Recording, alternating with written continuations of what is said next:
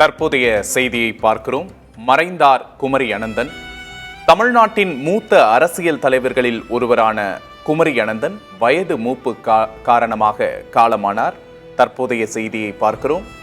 தமிழ்நாட்டின் மூத்த அரசியல் தலைவர்களில் ஒருவரான குமரி அனந்தன் வயது மூப்பு காரணமாக காலமானார்.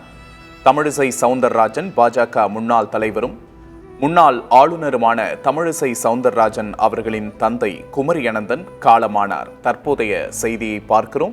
93 வயதான குமரி அனந்தன் சென்னையில் தனியார் மருத்துவமனையில் சிகிச்சை பெற்று வந்த நிலையில் அவரின் உயிர் பிரிந்திருக்கிறது. தற்போதைய அண்மை செய்தியையும் அது தொடர்பான காட்சிகளையும் பார்க்கிறோம். குமரி அனந்தன் 4 முறை சட்டமன்ற உறுப்பினராகவும் 1 முறை நாடாளுமன்ற உறுப்பினராகவும் இருந்தவர். நாடாளுமன்றத்தில் தமிழில் பேசும் உரிமையை பெற்றுத் தந்தவர். தமிழ்நாடு காங்கிரசின் தலைவராகவும் அவர் பதவி வகித்திருக்கிறார். மேடை பேச்சில் மட்டுமின்றி எழுத்திலும் தீவிர ஈடுபாடு கொண்ட குமரி அனந்தன் இலக்கிய செல்வர் என பாராட்டப்பட்டவர்.